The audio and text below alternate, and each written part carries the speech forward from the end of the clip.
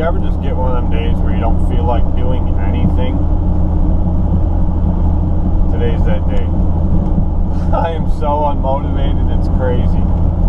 But it's Monday, and I gotta get through those lawns. So we are going to knock these lawns out today and get through this day. I think it's a high of, what the heck is today? Today is June 13th, and it is 57 degrees outside.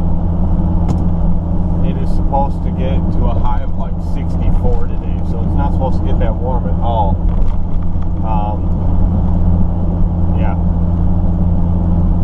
So, I don't know if I told you guys in the last one, I have my temporary trailer registration because I've been driving around all season with an expired registration. I don't know how or why. I usually am very good about it. Usually the end of the year. I don't know if it's the same in every state, but in New York, your registration goes until the end of the year. It doesn't matter when you register a trailer, it just goes to the end of the year, and then the beginning of the new year, you got to register it again. So it's not good for a whole year, like good all the way around. Usually by the middle to end of December, they mail me my registration renewals, and I just go online and I renew them, and then they send me the new registration with the new sticker you put on the plate in the mail within like 10 days. And I didn't do it for some reason. I don't know why. I think I got them in the mail and threw them on my desk and figured, I'll get to it when I get a chance, and I just never did. But I had a buddy of mine that's a trooper call me the other day, and I was going down the road and I answered it, and he goes, "What are you doing?"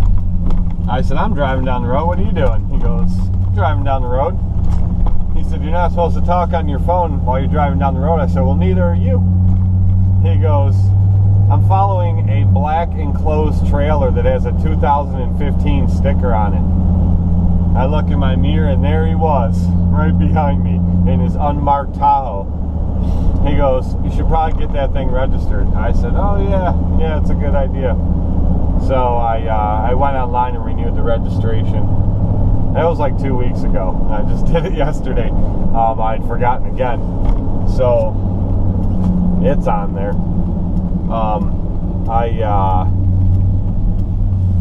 I had a busy weekend. My wife and I bought a pop-up camper. We've been wanting to buy a camper, but we didn't want anything too big. We don't get that much time where we get to camp, but we really love to. So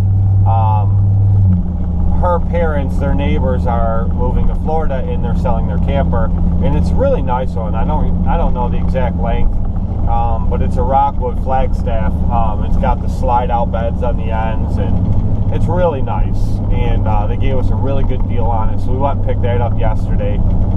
And yesterday morning, I told you guys before in a past video, I took the bump stops out of the front of the GMC and I put timbrins in there. If you guys don't know what those are, look them up. And the reason for that is the weight of my plow was dropping the front of my truck like 4 inches. And I didn't like that, all that weight on my suspension. So what I did was I put those timbrins in, and now when I lift my plow up, even with the wings on the side, which makes it even heavier, now when I lift my plow up, it drops like an inch maybe. So like 2 months ago, I bought a set for the back because it is a 1500, and when you put any decent sized weight in the bed of that truck or a heavier trailer on the back of that truck, it sinks the ass end pretty good. So I bought a set for the back just in case something happens to this truck and I have to tow this newer enclosed trailer with that truck. I figured it probably would drop the back end of that truck pretty good with the weight of this new trailer. So I put those in the back, and then I put in a new brake controller in that truck. Got all that done yesterday. I took some pictures on my phone of the old bump stops I took out of the back of the GMC right next to the new ones. I'll include that picture somewhere here in this video. It'll pop up, and you guys will see what I'm talking about, and you'll see the difference in the size of them. And pretty much what they do is they just keep the ass end from dropping right down. So yeah, I got that done yesterday, and so now that's good to go. And today I'm just going to get through some mowing here. Alright guys, so these are the timber ends on the left, and on the right are the old bump stops in the back of the 05 GMC. So you can clearly see the difference. Here next to my house there's a camper. You'll see on the left there's the awning that comes out. I just threw a couple pictures in here real quick so you guys can see what I was talking about. But this is what we got, and I think it's going to be a lot of fun. We already have reservations at a campsite close by, and I couldn't be more excited to go. Alright guys, I wanted to show you this property. You've seen me plow it in many videos before. This is that church. And like I said, I've made many videos of plowing the snow here. Blowing off the 52. I do this, I don't know how many times a day. I like to keep my mowers as clean as I can, get that grass off there, the dust off the engine. As many times a day as I can anyway. But I got a lot of the parking lot to blow off here, but I just filmed a little bit here. I wanted to show you this property. So there's a little bit in the front right there. There's a piece right there. And then along the fence there's like a mower and a half width. Like for the 52, it's 1.5 of the decks wide for a strip that runs along the fence. And then there's the whole front part here on the side, which is pretty good size. That parking lot might look familiar to you now if you've been following along in my videos all this time, in the plowing videos in the winter. But I just got done cutting this. I was going to film some of it, and then I got a call for trimming some trees that I've been waiting for a call on, so I wanted to get it done so I could do those. Oh, there's a ditch right there. That ditch doesn't look too deep, but it is. It's about 4.5, 5 feet deep. And usually it's like 2.5, 3 foot tall at the weeds. This year, instead of weed whacking it every year, I hacked it right down. I blew the stuff out. I went through it like 3 times that I got it to now. It dries right out, and I can drive right through it every time. So no more weed whacking that ditch. It's been great. But you're getting an idea here of the size of this property, the side of it there, and it's pretty big, but fun to mow. CareerBuilder.com took a poll, and the results of that poll across the United States were 36% of all people in the United States hate their job. Hate it. Hate it. 10% of the people that took that poll that spent years in college claim that they absolutely despise the career decision that they made and wish they had gone to school for something else. Think about that. That's a big deal.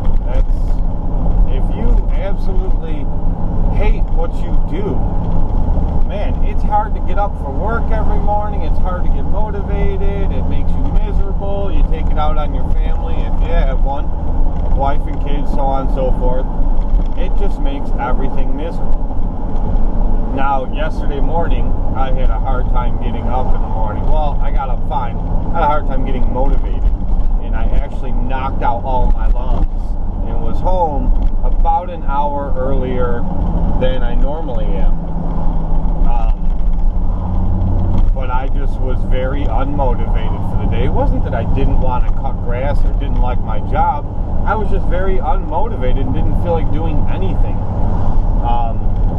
I worked early Saturday morning, but then had the whole day off. I only worked for a couple hours. But that's the first day I've taken off in 3 months.